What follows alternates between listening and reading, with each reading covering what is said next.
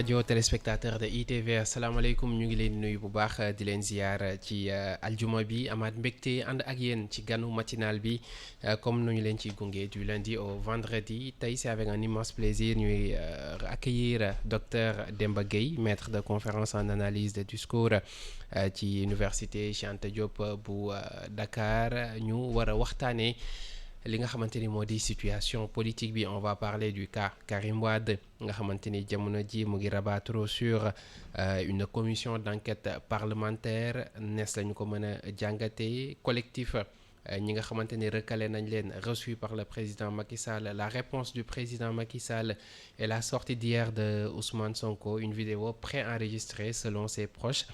Loolu lépp di ponk yoo xamante ni bëgg nañ ci ñëw ci ganu matinal bi ak docteur Demba Gueye. Docteur ñu ngi lay nuyu bu baax te am mbégte dalal la ci suñu plateau. maa ngi lay fay Mohamed maa ngi lay nuyu di nuyu Sénégalais yëpp di nuyu sama mbokk yi ci commune Mbelaka Diaw di nuyu waa sama village Uyal Sandé di nuyu Sénégalais yëpp di ñaan jàmm am ci réew mi. Amin jàmm jooju yàlla nañu ko yàlla boole. Docteur alors ñu ñëw ci li nga xamante ni jamono ji mooy le cas Karim Wade d'abord gis nañu bii ñu ci bëri amoon nañu yaakaar ni dina ñëw teewee présidentielle bi ginnaaw ay yoon bu ñu ko annoncé mu raté présidentielle bu 2019 bi ñu bëri ci ñi mu àndaloon di koy xaar recalé par le conseil constitutionnel ndax lu jëm ci li nga xamante ni moom moo di ñaari nationalité bi mais bàyyiwuñu xeex bi li ñuy sàkku mooy une commission d'enquête parlementaire nan nga jàngatee situation wu Karim Wade un candidat bu mel ni moom. Situation Karim Wade yaakaar naa wax naa ci. D'abord par rapport au PDS. Oui. En tant que parti. L'un des plus anciens partis du Sénégal am na lu ma ci wax déjà dama ne c'est anormal que mu raté ñaari élection c'est anormal du yoon PDS raté ñaari élection 2019 ak 2024 à cause d'un candidat loolu wax naa ko déjà problème la parce que déjà waroon nañ mun a trouver ay solution depuis 2019 ñu raté les élections de 2019 à cause d'un candidat qui a des démêlés judiciaires boo xam ne dafa am ay problèmes de justice waroon nañ prévoir loolu mettre en place peut-être li ñuy wax un plan B pour mun a trouver beneen candidat au cas où Karim Wade du mun a nekk candidat loolu déjà nee naa problème la parce que fonctionnement PDS dafa poser la problématique de la gestion démocratique des partis au Sénégal loolu warul mun a am c'est anormal maintenant par rapport ak incidence yi mu am ci fonctionnement PDS ak commission d'enquête parlementaire bi ñuy wax actuellement bon commission bi c'est un autre problème. Oui. Mais première analyse bi mooy dysfonctionnement bi mu posé en termes de gestion des partis au Sénégal loolu fondamentalement question la boo xam ne dañ ko war a jàngat parce que démocratie interne bu amoon PDS lii warta mun a am PDS waroon na mun a am un plan B pour mun a dem élection quel que soit l'issue du résultat. kon li ñu jàpp depuis boobu ne c'est Karim ou rien loolu c'est disons que ni erreur la bu ñu def ñoom PDS. erreur la parce que dafa poser comme ni ma ko waxee problème de gestion démocratique ensuite gestion personnelle des partis maanaam boo créer parti muy indiwaat constante bi ak variable voilà constante bi ak variable problème boobu la poser du PDS kese boo xoolee tous les grands partis du Sénégal les partis les plus anciens surtout problème boobu moo posé wu am na yeneen partis yoo xam ne mën naa leen citer mais l'exemple du PDS quand même est patent pour montrer que Sénégal gestion des partis démocratie interne dafa posé wu réellement te loolu blocage la pour que parti yooyu mun a jouer seen rôle te xam wax naa ko nee naa parti politique boo ko créer moomatoo ko c'est un patrimoine national Sénégal moo ko moom parce que day rendre un service public te wax naa ko état bi dafa war a gën a dugal loxoom ci gestion des partis texte yaa ngi fi loi yaa ngi fi créé nañu ay loi pour obliger aux partis de respecter un certain nombre de règles dans leur fonctionnement te texte yooyu dafa permettre état muy contrôler parti yi ni muy fonctionner est-ce que parti bi mu ngi def régulièrement ay renouvellement est-ce que mu ngi def ay congrès loolu bu doon am cela veut dire que démocratie interne am na ci parti yooyu te démocratie interne boobu bu amoon militant PDS yi waruñu mun a nangu ñu agrippé wu ci benn nit boobu lay doon ou rien. loolu véritablement ça pose un problème te état daf ci war a dugal loxoom parce que parti politique boo ko créé encore une fois moomatoo ko askan wi moo ko moom parce que day rendre un service public. alors jamono ji le conseil constitutionnel a déjà publié la liste définitive des candidats yu war a dem ci présidentielle bi Karim Wade bokk ci jamono ji mu ngi seeti pexe ak li muy sàkku ci assemblée nationale muy une commission d'enquête parlementaire ñeneen ñi jàpp ni sax loolu dafa salfaañee ci ni nga xamante ni noonu la assemblée nationale di doxee ak ni ñu war a tëggee commission d'enquête parlementaire est-ce que mën na jur dara bu ñu gisee ni campagne bi daanaka une semaine moo ci des. waaw commission d'enquête parlementaire boobu Mohamed. man li ma ci gis. oui c'est un soupçon de complot contre les Sénégalais. li tax ma wax ko mooy. oui. commission d'enquête parlementaire boobu mun na aboutir à un report des élections te loolu il faut que Sénégalais yi xam ko. mun na aboutir à un report des élections maanaam porox ndol la brèche la boo xam ne majorité bi mun na ci porox ndolu pour reporter élections yi loolu il faut que Sénégalais yi xam ko. xam nga ci démocratie ci gestion état dafa am lu ñuy woowee le complot des élites. ça signifie. le complot des élites mooy ñi nga xam ne ñoom ñooy jiite réew mi ñi nekk ci kaw bu leen arrangé dañuy toog waxtaan. def ay combine def semblant de faire marcher les choses. alors que ay combine la ñuy def. loolu mooy le complot des élites bu leen arrangé wul ils font semblant de se tirer dessus man li ma gis ci sama xam-xam bu gàtt. mooy lii soupçon de complot moo ci nekk parce que mën na aboutir à un report des élections li tax ma wax ko mooy. oui président de la république dafa am pouvoir constitution moo ko may article 52 de la constitution dafa ne. bu fekkee les institutions de la république dafa am dysfonctionnement des dysfonctionnements graves président de la république mën na intervenir pour dissoudre leen. dafa ne les institutions de la république l'indépendance de la nation l'intégrité du territoire national l'exécution des engagements internationaux gis nga li ma lim nii. article 52 de la constitution moo ko wax. dafa ne bu fekkee conditions yooyu rempliru na président de la république am na droit interrompre le processus électoral dissoudre institution yooyu pour rétablir le fonctionnement normal des institutions loolu article 52 moo ko wax. cela veut dire quoi. oui. ma préciser. oui. institution yooyu yan la. lan mooy les institutions de la république. yan la. article 6 moo ko cité. article 6 de la constitution. dafa ne c'est le président de la république institution la. l'assemblée nationale institution la. le gouvernement institution la. le haut conseil des collectivités territoriales institution la. le conseil économique social et environnemental. le conseil constitutionnel ma souligner ko. parce que ci bii cas conseil constitutionnel moo ñu concerné. Ouais. la cour suprême la cour des comptes les cours et tribunaux gis nga institution yooyu. bu ci nekk bu fekkee am na dysfonctionnement constitution may na président de la république mu dissoudre leen donc boo mettre en parallèle ñaari articles yi article 52 ak article 6 article 52 mooy le dysfonctionnement. trouble yi article 6 moom mooy désigner institution yi nga xamante ne bu amee dysfonctionnement am trouble président de la république am na droit dissoudre leen léegi nga jël enquête parlementaire bi ñuy wax. ñu ne soupçon de corruption. soupçon de corruption au niveau du conseil constitutionnel ñu créer une commission parlementaire tout le monde sait que commission parlementaire boo ko créer dafa day vérifier rôle am mooy vérifier indi ay preuves. oui. yoo xamante ne day wone ne lii ñuy wax ni am na. bu paree ci enquête boobu te loolu aussi yoon moo ko mayee ba léegi li may wax ni wàccuñu yoon. Commission parlementaire bu paree ci enquête am def ay conclusions conclusion yooyu mun na ko mettre à la disposition de la justice mu def liggéeyam loolu mooy processus bi léegi nga jël commission parlementaire bi ñuy wax ni au niveau du PDS. ñu ne oui commission bi dañ koy créer pour xool est-ce que amul soupçon de corruption au niveau du conseil constitutionnel. Supposons commission boobu tey mu trouver que ne effectivement à tort ou à raison. Effectivement am na soupçon de corruption. ñu yóbbu conclusion bi au niveau du procureur de la République parce que fa lañ ko war a yóbbu. oui mu enclencher une procédure.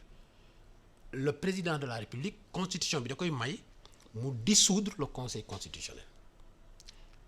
Cela veut dire quoi? Que décision yi conseil constitutionnel jël yépp c'est nul et non avenu. Amatul benn important. Cela veut dire quoi aussi? Dañuy reporter élection yi. mais loolu tey yu xel un peu ci jamono boo xamante ni cette question là elle est très agitée lu jëm ci report élection yi ñu ngi koy ruumandaat lii bu ñëwee fekk ko si est-ce que du gën a tey xel. Effectivement mooy li may wax nii mooy soupçon de complot d'élite bi complot d'élite contre le peuple. Parce que reporter élection yi mooy encore une fois différer l'arbitrage du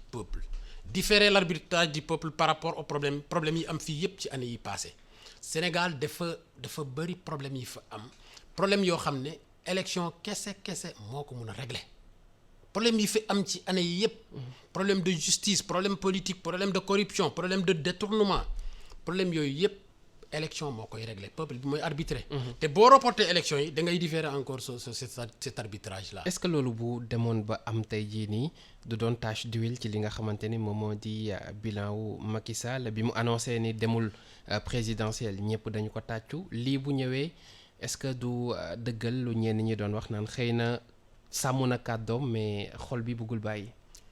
dans tous les cas bu fekkee rapport am na majorité bi dina trouver ay arguments pour légitimer rapport boobu parce que ñu ngi def construction li ñuy wax construction médiatique ñu ngi koy def.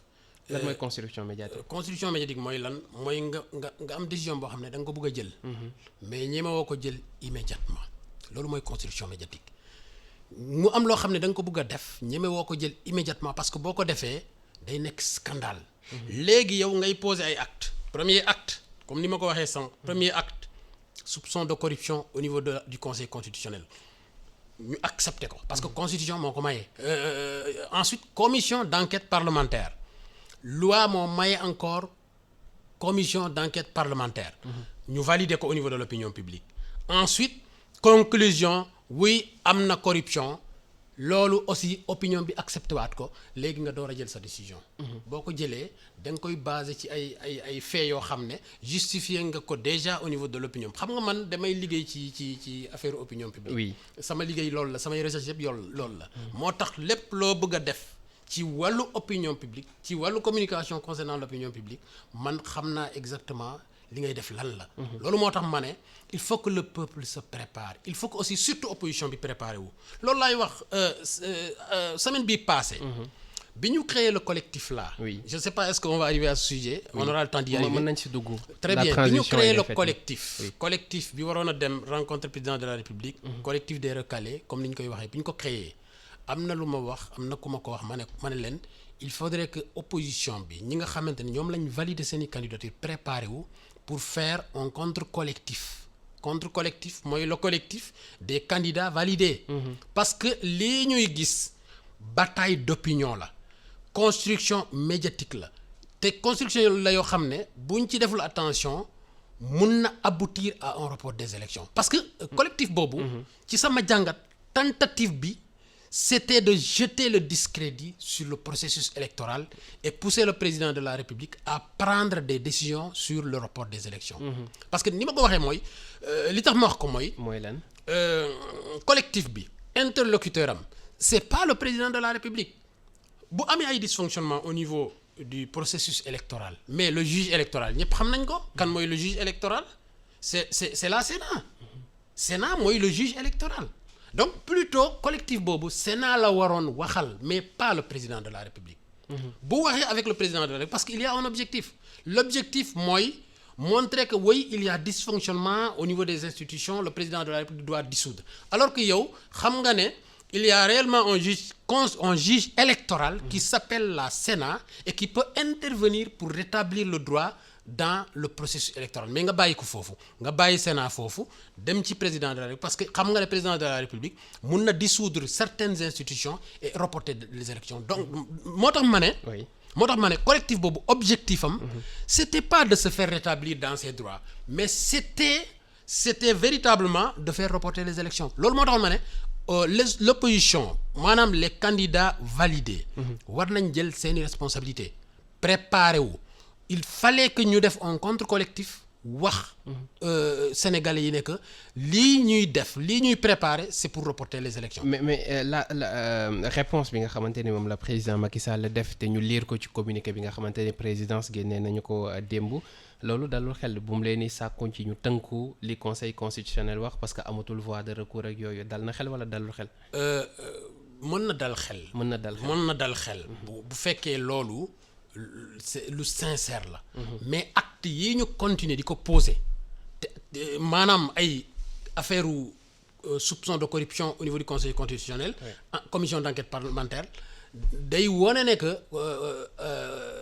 lii ngay wax nii mooy communiqué bi ñu wax nii en réalité pour man sincérité amu ci parce que dégg naa majorité présidentielle di appuyer la commission d'enquête parlementaire qui a été initiée par le PDS lan moo tax ñu di ko appuyer ça aussi ay questionnement la yoo xam ne da ngay sentir que ne am na contradiction par rapport ak communiqué bi ak acte yi ñu posé le lendemain ils ont pris le communiqué hier je pense que c'était le 24 le 25 c'était le 26 le 25 ñu ne dañuy appuyer une commission d'enquête parlementaire pour prouver que il y a corruption au niveau du conseil constitutionnel donc am na contradiction amul tuuti nuance bu ñuy wax ni nañu toog saytu bu baax a baax ba xam fi PDS teg loxoom foofu la waaye na lépp tënku ci loo xamante ni njëriñu askan bi lay doon amul nuance wala c'est clair seen position bon à mon avis am na nuance. am na nuance à mon avis am na nuance. ok et je pense que nañu bàyyi Sénégalais yi ñu dem élection le mot d'ordre c'est ça ñu dem élection ñu bàyyi lii ñuy def nii te lii ñuy def comme ni ma koy wax dama ciy insister bu baax a baax. mën na tax ñu reporter élection yi te élection yi kenn waru ko reporter. parce que c'est le rendez-vous avec les Sénégalais. C'est le rendez-vous avec les Sénégalais alors di fàttali ne maître de conférence nga ci analyse du discours ci UCAD démb ñu toog ba mu yàgg a gis benn affiche Sonko vous parle ñëpp doon laaj ana nu muy demee on a vu une vidéo boo xamante ni jàllale nañ ko mu ñëwaat ci ponk yu bëree bëri ba li ci xamante ni moom moo xew ci moment bii nii une vidéo préenregistrée bu ñu sukkandikoo ci ay jege ñaaleem xalaat yi également xaw ci wuute ñenn ñi jàpp ni xarala yu bees yi ci la ñu sukkandiku ngir def li ni mel ban jàngat nga am d'abord sur la forme du discours laataa ñuy ñëw ci le fond. bon d'abord la forme on est d'accord que vidéo préenregistrée la boo xam ne discours antérieur la loolu moom il faut que ñu préciser ko. vidéo la boo xam ne bi mu koy def boobu ñu ngi ko barricadé. au niveau de son quartier la cité Kër Gorgui donc du vidéo ba xam ne bi mu nekkee prison la ko def loolu il faut que ça soit clair mais ci biir vidéo bi boo demee ci fond bi lim ci wax li ci gën a am solo mooy en tout cas li ma noté loo xam ne am na solo te mën na amal Pastef njëriñ ci campagne bi mooy li mu wax ci biir vidéo mu ne Pastef amul constante maanaam Pastef ku nekk war na mën a jiite projet bi. il parle de ça il parle de projet. xam nga Pastef dafa am une communication boo xam ne c'est une excellente communication parce que mën nañ ko considérer comme étant une communication populiste un discours populiste maanaam discours boo xam ne day ramasser li nga xamante ne moom moo gën a intéressé Sénégalais yi mu fabriquer ko def ko discours loolu mooy discours populiste. mën nañ ko traiter noonu parfois mais à mon avis loo leen mën a reprocher. du question discours ils font une excellente communication parce que li mu wax dafa ne Pastef projet la te amul constante gis nga ñaari termes yooyu boo ko jëlee mooy que Ousmane Sonko mun na jiite projet bi mais keneen mun na jiite projet bi ku nekk ci Pastef nekk cadre war nga mun a jiite projet bi loolu la wax mu am solo parce que boo gisee boo dégloo waa Pastef déglu surtout ceux qui sont au niveau des réseaux sociaux la constante moom loolu la ñuy wax affaire bi projet la te loolu dafa nekk discours boo xam ne Ousmane Sonko daf ko construire xam nga encore une fois ci wàllu communication ci wàllu opinion publique boo buggee efficace da ngay construire ay discours yoo xam ne ay discours ay phrases yu ndaw la benn mot nga def de sorte que ñëpp comprendre lan la. ensuite ñu mun ko répéter partout. te Ousmane Sonko loolu def la notion de projet au niveau du PASTEF est très bien passée et les jeunes ont compris surtout la jeunesse. La jeunesse a compris que le PASTEF ce qu'il veut c'est pas créer un parti politique boo xam ne sànq bi ñuy tàmbale ñu ngi doon wax i problème mu PDS. boo jëlee ñaari boo defee parallélisme entre discours Ousmane Sonko ak li xew PDS da ngay comprendre que ne Ousmane Sonko a anticipé sur beaucoup de choses li mu anticipé mooy. PASTEF ku nekk mën na ko jiite ça veut dire que li arrivé PDS mënul arrivé PASTEF et donc aujourd'hui que Ousmane Sonko soit là ou non le projet PASTEF continue te ki ko jiite il est aussi valable que Ousmane Sonko loolu la signifie Bassirou Diomaye bi ñu tànn il est aussi valable que Ousmane Sonko parce que ci PASTEF nit amul solo maanaam la personne ki jiite amul solo li am solo mooy projet bi donc discours Ousmane Sonko boobu c'est ça que le PASTEF va utiliser pour battre campagne. te loolu du loo xam ne lu bees la lu yàgg la mu yàgg di ko wax di ko construire ba tey mu doon loo xam ne dafa ñor mu mun ko utiliser nag et de façon efficace. pour battre campagne. mais ci candidat yu mu lancé ndoo nee na boobu bu jotee la ciy wax te jamono ji ñëpp commencé woon nañ ni Diomaye mooy Sonko est-ce que foofu également amul tuuti contradiction ci seen démarche. xam nga loolu Ousmane Sonko waxu ko. loolu construction la boo xam ne. c'est la jeunesse du PASTEF qui est en train de ñi ko gën a jege ay jege ñaar la ñoom ñooy waxee noonu mais du Ousmane Sonko moo wax loolu. mais en réalité Ousmane Sonko ci discours am. li muy gëmloo waa PASTEF ak li muy gëmloo Sénégalais yi ne mooy que PASTEF projet la. du man kese maa ko incarné mais quand même malgré le fait que bëggul le culte de la personnalité. bëggul développer le culte de la personne malgré le fait ce fait là sénégalais yi dem nañ ba xam ne que en réalité le projet PASTEF c'est Ousmane Sonko Ousmane Sonko moo incarné le projet PASTEF ni mu ko incarné du parce que daf ko bëgg a incarné mais ci carrière am la ci parcours am la ci waxinam la ci détermination am la ci valeurs yi mu wone valeur de détermination valeur et cetera. mooy leader charismatique. voilà leader charismatique dafa dem ba imposer wu aux yeux des militants du PASTEF que mu wax ko ou non. Ousmane Sonko aujourd'hui incarne le PASTEF et incarne l'opposition radicale au Sénégal loolu moo waral mu nekk une figure emblématique boo xam ne dafay jouer un rôle important ci élection yi que mu dem campagne wala mu bañ a dem campagne. loolu moo waral également militants yi di def parallèle égalité entre Ousmane Sonko ak Bassirou Diomaye Faye c'est juste une stratégie de communication et je crois que ça passe très très très bien. Docteur Demba Gueye di maître de conférence en analyse du discours ci université Cheikh Anta Diop bu Ndakaaru moom la ñu doon dalal ci ganu matinal bi waxtaanee actualité politique bi c'était vraiment un plaisir ànd ak yow ci waxtaan bi sant la bu baax gërëm la ñaanal la une très bonne journée. da nga lay gërëm Mohamed. sant leen yéen itam mbokk yi fii la ñuy yamandi ci ganu matinal bi jox leen rendez-vous semaine prochaine incha allah ak yeneen i invités merci à tous et excellente journée.